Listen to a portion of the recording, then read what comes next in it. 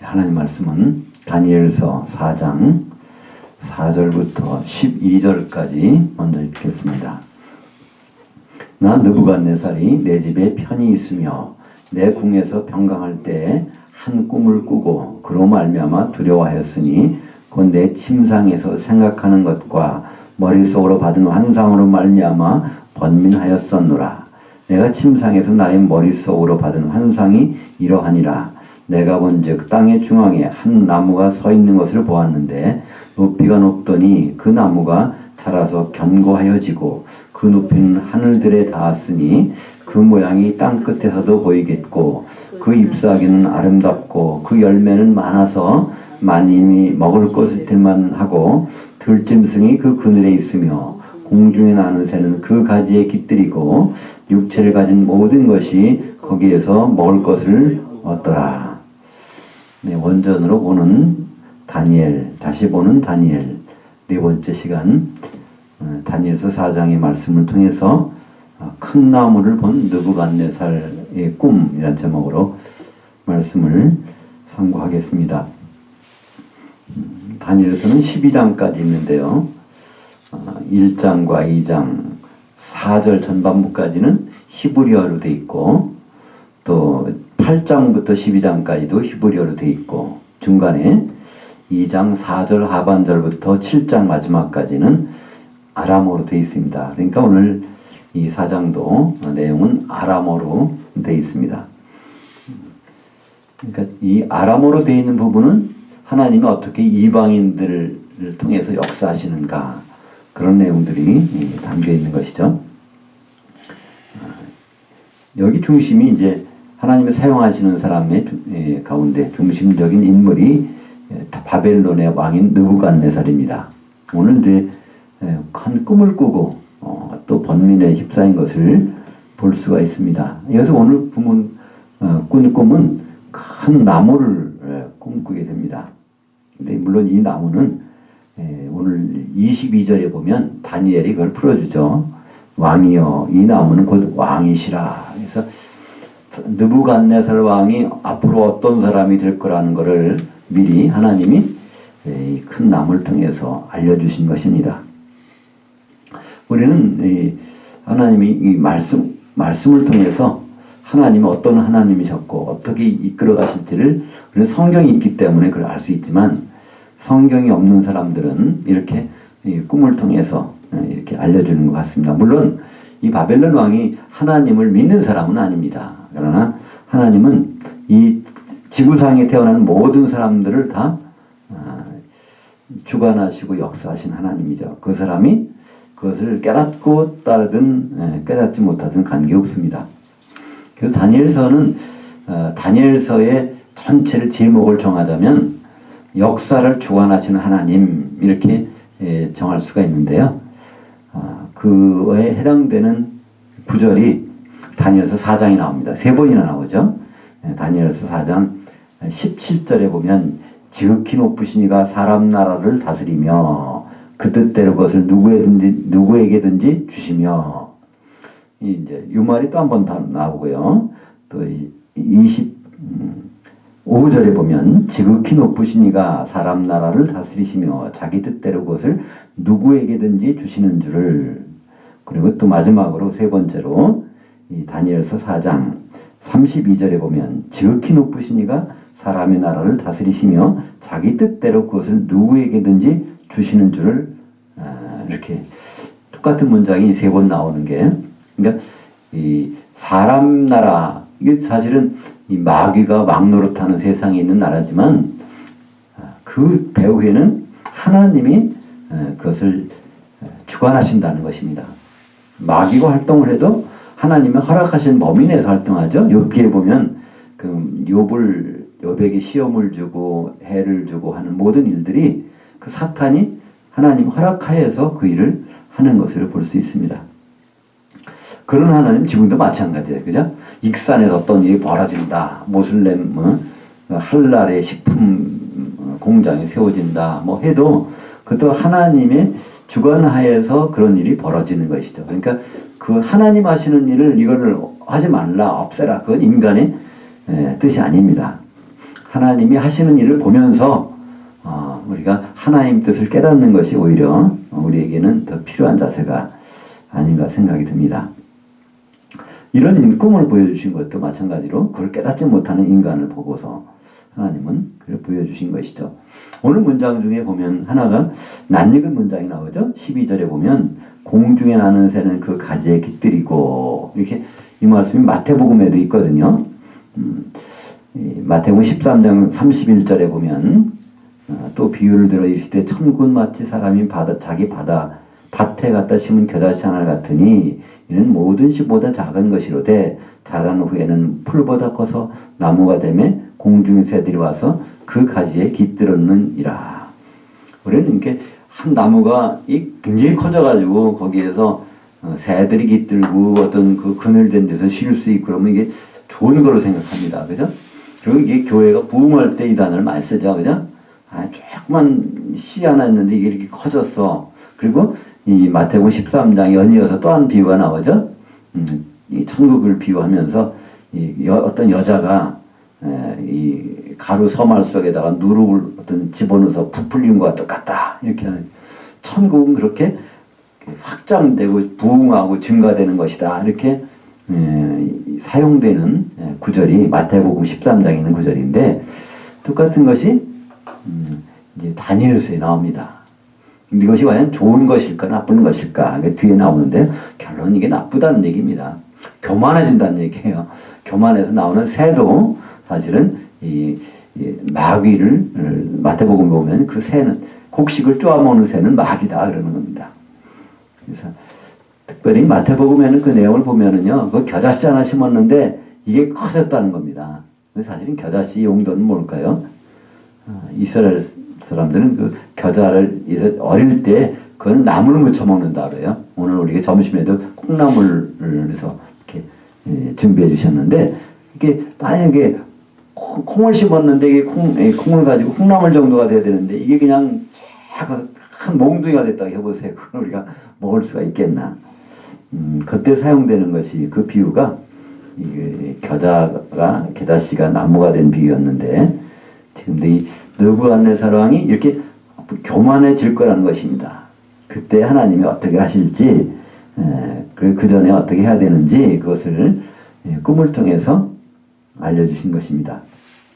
이걸 구체적으로 느부갓네살 왕이 그것을 설명한 장면이 나옵니다. 그러니까 다니엘한테 이거 좀 해몽해 달라고 하면 이번에는 꿈의 내용을 얘기해 줍니다. 그래서 13절부터 17절까지는 그 꿈의 내용을 지금 느부갓네살 왕이 설명해 주고 있어요. 그때 거기 보면 한 순찰자라는 사람이 나옵니다. 이 하늘에서 순찰자가 내려왔는데 이 사람이 이렇게 이런 일들을 말해주고 그런 일이 벌어졌다는 거예요. 이 순찰자라는 말도 다니엘서 성경에서는 3번 나옵니다. 이게 이제 아람어기 때문에 다니엘서밖에는 이게 없어요. 그래서 13절에 나오고 또 17절에 한번 나오고 그리고 22절에 순찰자 나오는데, 이 순찰자라는 것은 항상 뒤에 따라붙는 게 있어요. 순찰자, 한 거룩한 자, 또 순찰자, 거룩한 자. 그러니까 이제 하늘에서 내오는 순찰자라는 것은 천사겠죠, 그죠? 순찰자, 원래는 깨어있는 자라는 뜻입니다. 원래 의미는 깨어있다는 거예요. 남들은 다 자는데 깨어있는 사람. 그래서 우리나라도 옛날에 보면은 야경 도는 사람이 있었죠. 그 사람이 순찰자라고 해요. 순찰 돈다 그러잖아요. 거기에 사용되는 단어입니다. 그러니까 남들은 다 모르고 있는데 이 사람은 그걸 깨어있어서 그걸 알게 해주는 사람이라는 거예요. 그러니까 하늘의 메시지를 좀 전해주는 천사를 여기서 순찰자라고 말하고 있습니다. 이것을 천사라고 볼 수도 있고 우리 주님의 어떤 그 모습이라고 볼 수도 있습니다. 그래서 이제 결국은 이 나무가 막 자랐는데 결국 그 나무를 다 잘라버린다는 거예요. 다 잘라서 그루터기만 남겨놓는 거예요. 그래갖고 나중에 그 그루터기에 다시 이게 순이 나서 원상회복을 하는, 그러니까 그런 장면을 여기서 말씀하고 있습니다. 그래서 이게 이제 자라가지고 잘라져서 7년 지난 다음에 다시 원상회복이 된다는 것을 여기서 말씀하고 있습니다. 그러면서 거기에 이제 결론이 지극히 높으신 이가 사람 나라를 다스리시며, 바벨론 왕은 자기가 위대해서 다스린 줄 알았는데 지극히 높으신 이가 다스린다는, 그때 당시 바벨론은 전 세계에서 가장 큰 나라 중에 큰 나라였겠죠. 그리고 그것을 그 바벨론 왕이 훌륭해서 그런 줄 알았는데 하나님은 그것을 바벨론 왕을 치우고 느부갓네살 왕을 치우고 다른 사람에게도 주실 수 있다는 거예요. 이것을 계속 알려주려고 이렇게 꿈을 주셨다는 것입니다. 그러니까 이 모든 것을 판단하시는 이는 사실 하나님이시죠. 근데 그것을 또 사실은 성경에서는 성도들에게 이걸 주신다고 그랬습니다. 이런 모든 권리를 성도들에게 주시는데, 요한계시록 20장 4절에 보면 거기에 심판의 보좌에 앉은 사람들이 있어요. 그죠? 그 사람들에게 심판의 권세를 주셨는데, 고린도전서 6장 2절에 보면 성도들이 심판한다. 세상 사람들을 심판하는 것을 알지 못하느냐. 그런 말씀이 있습니다. 그리고 과연 그 성도들이 누굴까? 심판하는 자들이 누굴까? 예수님은 이제 마태복음 25장에서 그걸 말씀하세요. 여기 있는 내 형제 중에서 지극히 가장 작은 자가 바로 에게 한 것이 나에게 한 것이니라. 형제라고 부르는 사람, 예수님이 형제라고 부르는 사람이 있다는 거예요. 그것이 성경에서는 이제 성도라고 그러죠. 예수님이 형제라고 부르는 것은 무슨 뜻일까요? 아버지가 같다는 얘기 아닙니까? 그죠? 근데 예수님이 맞이고 그 밑에 있는 사람들은 그것이 바로 성도들이죠. 그러니까 하나님은 이것을 이미 정해놓으셨다는 것입니다. 이 세상에 지금 여러 가지 권세 이런 것이 있지만은 결국은 이제 이 세상이 지난 다음에는 성도들이 바로 예수님과 더불어 왕 노릇하잖아요. 다스리는 그 모든 것을 미리 인간의 역사 가운데서 이렇게 보여주시는 것입니다. 근데 이제 느부갓네살 왕은 그 꿈을 꿨는데 그걸 이해를 못해요. 그래서 다니엘을 데려다가 그거를 해몽을 해달라고 그러는데 다니엘이 거기서 막 망설입니다. 고민한다는 거예요. 그죠? 19절부터 20절까지 한번 읽어보겠습니다. 벨드사살이라 이름한 다니엘이 한동안 놀라며 마음으로 번민하는지라. 왕이 그에게 말하여 이르기를 벨드사살아, 너는 이 꿈과 그 해석으로 말미암아 번민할 것이 아니니라. 벨드사살이 대답하여 이르되 내 주여, 그 꿈은 왕을 미워하는 자에게 응하며 그 해석은 왕의 대적을에게 응하기를 원하나이다.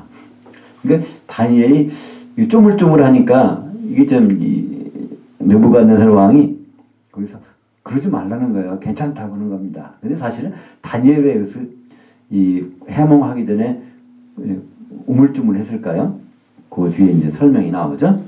이거 참 아주 나쁜 꿈이라는 거예요. 그게 왕이 이렇게 당하면 안 될 텐데 왕이 왜 짐승처럼 돼가지고 그냥 풀 뜯어먹고 7년 동안 그런 일 하는 거를 지금 들으면 기분 나빠할 텐데 이거 다른 사람에게 있으면 좋겠습니다 하면서 이제 이 꿈을 해몽해 주는 것이 22절부터 나옵니다. 그래서 이 나무가 그렇게 컸지만 그래서 새들이 깃들고 뭐 많은 먹을 것을 나눠주고는 그렇게 위대한 나무처럼 됐지만 결국은 다 잘라질 거라는 것이죠. 그래서 7년 동안 그런 일이 벌어진다는 것입니다. 그래서 24절에는 그 해석을 자세하게 해놨는데 그러니까 왕이 이렇게 되면은요 결국은 소처럼 풀을 먹고 짐승처럼 다니는 그런 시간들이 있으니까 거기서 뭐라고 합니까? 하나의 대안을 제시해줘요, 다니엘이. 그건 뭘까요? 거기에서 27절, 그러니까 27절에 보면 이제 그런 일을 면할 수 있는 하나의 길을 열어주는 거예요. 27절 한번 보겠습니다. 그런즉 왕이여, 내가 아뢰는 것을 받으시고 공의를 행함으로 죄를 사하고 가난한 자를 긍휼히 여김으로 죄악을 사하소서. 그래하시면 왕의 편안함이 혹시 장구하리라. 그러니까 하나의 대안이 있다는 겁니다. 지금이라도 공의를 행하라는 거예요. 공평하게 이게 뭐든지 공평하게 자기의 욕심에 따라서 하지 말고 공평하게 하고 또 가난한 자를 긍휼히 여겨주는 그런 마음을 갖고 하면 이것이 좀 달라질 수 있다는 겁니다. 그러면 평안할 수도 있고 혹시 왕으로 그냥 오래게 그런 화를 안 당할 수도 있다는 것입니다. 7년 화를 안 당할 수 있다는 거예요. 근데 이 느부갓네살 왕은 어땠을까요? 그 말을 깨닫고 그들이 했을까요? 바로 28절과부터 30절까지 내용을 보면 느부갓네살 왕이 어떻게 했다는 걸 알 수 있어요. 28절에 보니까 이 모든 일이 이제 자기에게 임했다는 거예요. 그렇게 재수 나쁜 일들이 벌어지려고 한다고 했는데 그게 이미 이제 자기한테 벌어졌다는 거예요. 29절에 보니까 12달이 지난 후에 내가 바벨론 왕궁에, 그러니까 그 꿈을 꾼 지 딱 12달 만에 하나님은 그 기회를 12달의 기회를 주셨는데 바벨론 왕은요 거기는 공의를 베풀지도 않고 행하지도 않고 공의를 행하지도 않고 그냥 하나님 말을 그냥 지나쳐 버렸다는 거예요. 12달이 지나도록. 그래서 그 오히려 무슨 말을 합니까? 30절에 보면 이 느부갓네살 왕이 한 말이 있어요. 30절. 나 왕이 말하이르되 이 큰 바벨론은 내가 능력과 권세로 건설하여 나의 도성으로 삼고 이것으로 내 위엄의 영광을 나타내는 것이 아니냐. 지붕에 올라가서 딱 이메일을 하는 거예요. 그 전에 말씀이 뭐죠? 지극히 높으신 이가 하나님이 다 이것을 인간 나라를 다스리시고 하나님이 그 왕권을 사람들이 나눠주는 건데 이 말을 꿈에서 듣고 자기 고민하다가 해몽까지 들은 사람이야. 그죠? 근데 12달 지나도록 바뀐 것이 하나도 없는 사람입니다. 느부갓네살 왕은 오히려 이거 큰 나라 바로 내가 만드는 나라다 그런 뜻이에요. 그죠? 지금도 뭐 그럴 수 있겠죠. 어떤 우리가 하면 재산이 많은 사람들 그런 사람들 내가 이루는 건데 그러면서 이제 그런 사람이 있겠죠. 그것은 교회도 마찬가지일 수 있겠죠.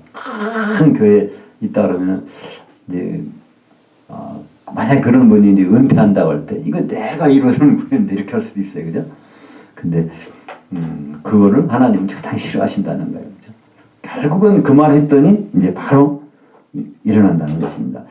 이게 요한계시를 보면요. 큰 성 바벨론이 하는 얘기가 바로 그게 나옵니다. 그게 음녀교회가 하는 얘기가 바로 나와요. 이 요한계시 18장 7절 그녀가 얼마나 자기를 영화롭게 했으며 사차했던지 그만큼 고통과 애통함으로 갚아주라. 그가 마음에 말하기를 나는 여왕으로 앉은 자여 과부가 아니라 결단코 애통함을 당하지 아니하리라 하니. 이 음녀교회는요 자기가 왕이 된 거예요. 우리는 사실 왕을 기다리는 사람입니다. 교회는요. 그죠? 우리 교회는요 신랑을 기다리는 사람이에요. 그러니까 사실은 이 교회는 뭡니까? 왕의 신부가 돼야 되고 또 이 교회는 그러니까 과부잖아요. 이 과부라는 것이 무슨 뜻일까요? 과부. 이때 부는요. 그러니까 뭐가 그러니까 부인은 부인인데 뭐가 없어. 누가 없어? 남편이 없어진 거예요. 그죠? 남편이 없어진 걸 과부라고 그래요. 그러니까 일반적으로는 죽은 사람일 경우에 과부라고 그러죠. 그죠? 이혼한 경우가 아니라 죽었을 때 과부라고 그래요. 그러니까 하여튼 이 세상에 없는 사람, 남편이. 그럼 과부입니다. 사실 우리가 교회가 과부예요. 남편이 지금 이 세상은 없잖아요. 그분이 와야 돼요. 근데 이 큰 성 바벨론 음녀교회에서는 난 과부가 아니라는 거예요. 남편이 필요 없다는 거예요. 남편이 더 이상. 그리고 이 자체가 자기가 왕이라는 거예요. 왕 대신 우리 예수님을 기다리는 것이 아니라 그렇게 앞으로 교만해진다는 교회의 교만함을 요한계시 18장 7절에서 말씀하고 있는데 그게 이상하게도 바벨론 왕이 이렇게 한 거예요. 그죠? 이름이 똑같아요. 큰 성 바벨론이 이렇게 교만하는데 이 똑같은 이름의 바벨론 왕도 지금 그렇게 얘기를 합니다. 근데 31절에 보면 이 말을, 그러니까 바벨론의 느부갓네살 왕이 이 말을 하는 말이 끝나기도 전에 벌써 하늘에서 소리가 내려서 똑같은 말이 나옵니다. 너 이제 왕 끝났다는 거예요. 네 자리에서 쫓겨나리라. 그래서 소처럼 풀을 먹을 것이고 그렇게 일곱 해를 지난다는 것입니다. 그런 7년 환란을 지난다는 것이죠. 그러니까 이 바벨론 그 음녀 교회 마찬가지로 앞으로 교회는요 7년 환란을 반드시 통과하게 돼 있어요. 그 다음에 주님이 오실 것입니다. 그 소리가 나서 그게 다 33절에 보니까 바로 그때 이 일이 나 느부갓네살에게 응함으로 내가 사람에게 쫓겨나서 소처럼 풀을 먹으며 몸이 하늘들의 이슬에 젖고 머리털이 독수리털과 같이 자랐고 손톱은 새발톱까지 되었더라. 그러니까 이게 왜 이럴까요? 아마 이것을 다른 의학자들이 왕의 의사들이 보면 이럴 거예요. 왕이 갑자기 정신 이상이 돼가지고 저렇게 들에 나가서 풀이나 뜯어먹고 저렇게 하고 다녔다고 그렇게 얘기할 거예요. 그죠?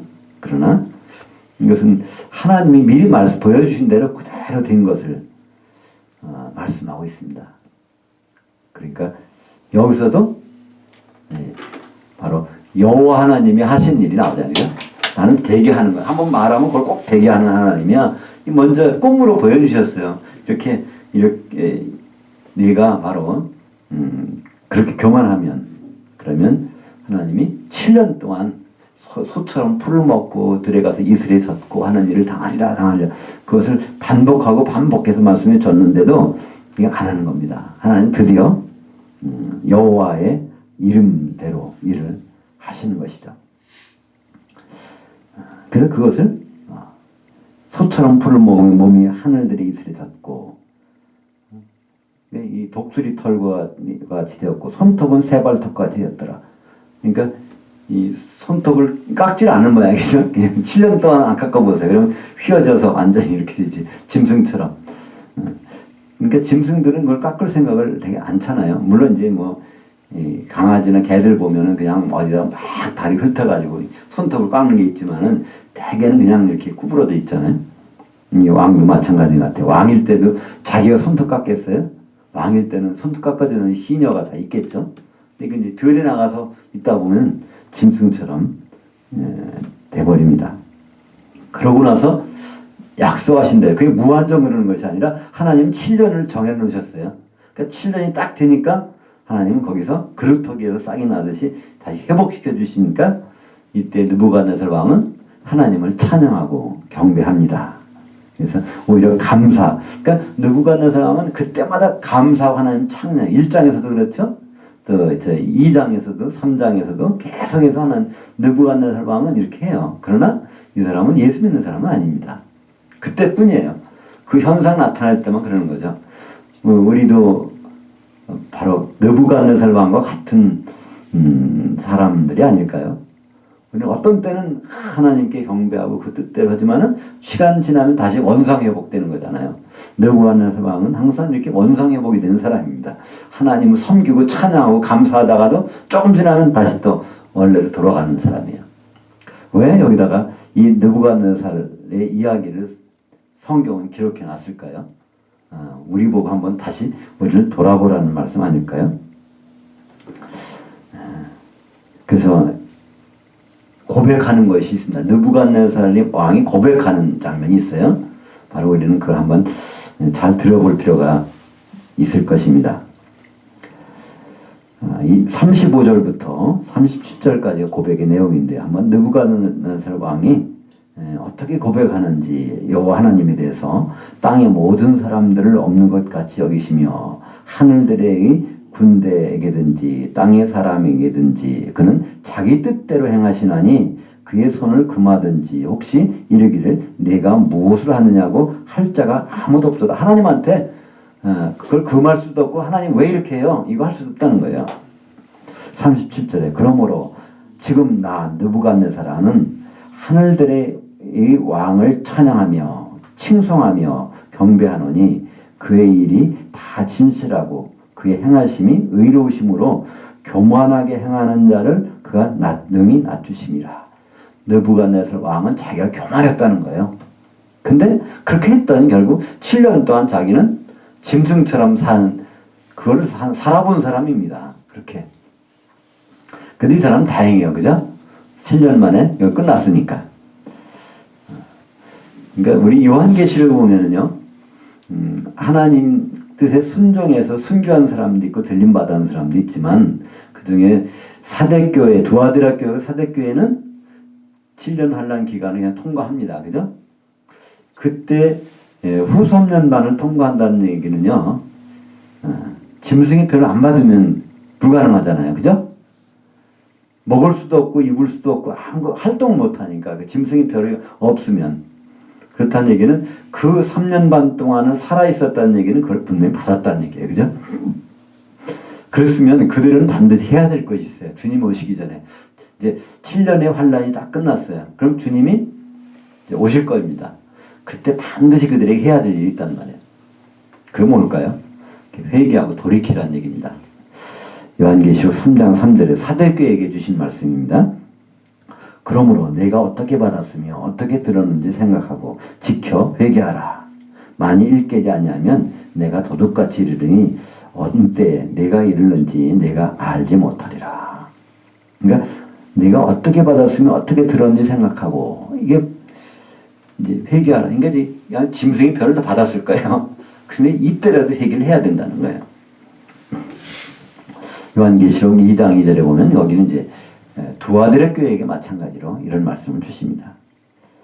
우리는 하나님 앞에 그 뜻대로 나가는, 그러면 너무 잘 좋은 거예요. 그죠? 근데 그렇지 못할 때가 많단 말이에요. 저 자신도 그렇고. 그러나 분명히 알아야 되는 거는, 그러나 돌이키기는 해야 된다는 것입니다. 어쨌든 이 느부갓네살 왕은 깨닫긴 했어요. 그죠? 마지막에 깨닫긴 했습니다. 근데 만약에 끝까지 깨닫지 못한다면 어떻게 되느냐? 바벨론 왕 느부갓네살 왕은 거기서 7년으로 끝났지만, 이 요한계시록에 나오는 큰 성 바벨론은요, 그때 어디로 던져져 버립니다. 바다로. 요한계시록 18장 21절, 이에 한 힘센 천사가 큰 맷돌 같은 돌을 들어 바다에 던져 이르되 큰 성 바벨론이 이같이 비참하게 던져져 결코 다시 보이지 아니하리로다. 어떻게 해야 될까요? 지금 이 큰 성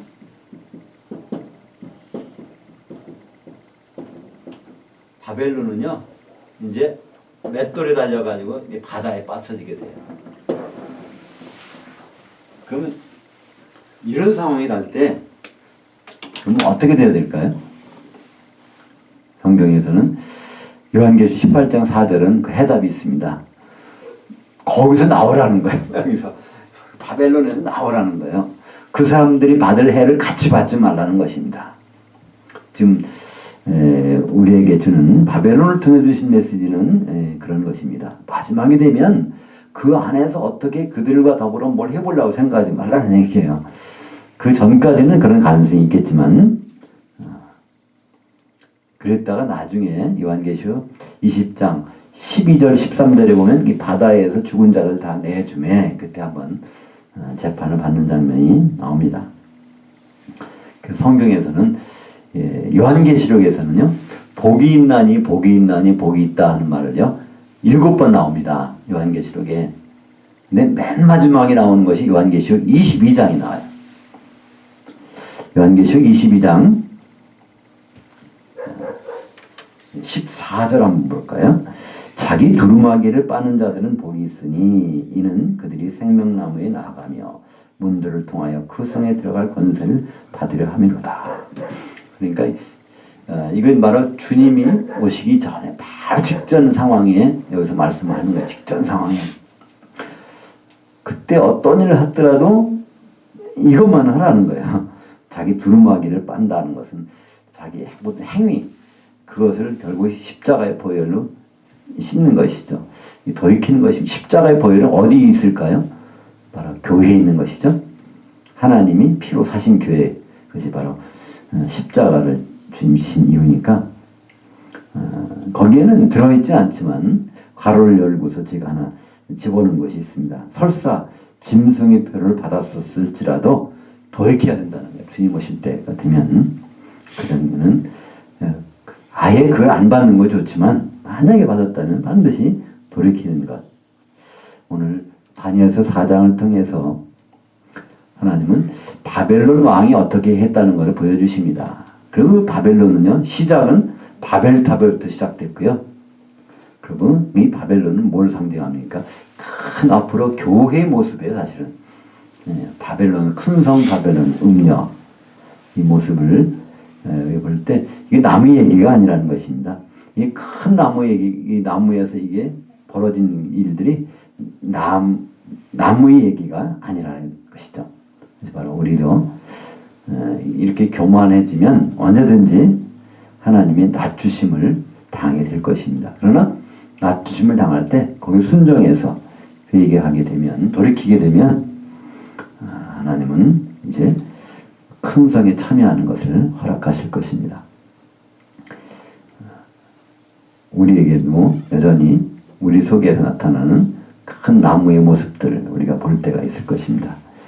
그때마다 우리는 다시 느부갓네살의 꿈을 바로 거울로 삼아서 느부갓네살 왕이 겪었던 일들을 우리는 복으로 삼을 수가 있을 것입니다. 기도하겠습니다.